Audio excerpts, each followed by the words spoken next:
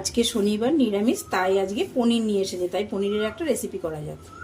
প্রথমেই পনিরগুলোকে ছোট ছোট করে কেটে নেব।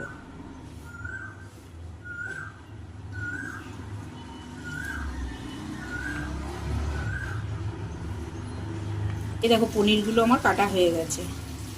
কড়া গরম হয়ে গেছে, এবার কড়াতে দিয়ে দেবো তেল। তেল গরম হয়ে গেছে, এবার পনিরগুলোকে ভেজে নেব।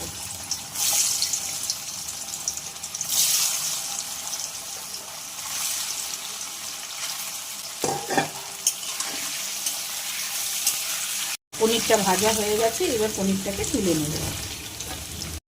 এবার এই তেলেই দিয়ে দেবো কিছুটা ক্যাপসিকাম কুচো, আর দিয়ে দেবো কেটে রাখা আলু। এইবার নুন হলুদ দিয়ে এটাকে ভালো করে ভেজে নেব।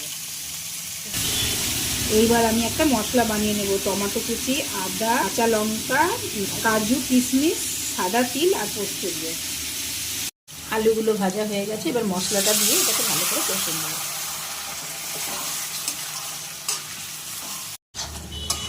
এবার মশলা দিয়ে এটাকে ভালো করে কষে নিচ্ছি। কষা প্রায় হয়ে গেছে। এই দেখো মশলা কষানো হয়ে গেছে, মশলা থেকে তেল ছেড়ে দিয়েছে। এইবার আমি দিয়ে দেবো জল। ছেড়ে দেবো। এইবার ভেজে রাখা পনিরগুলো দিয়ে দেবো।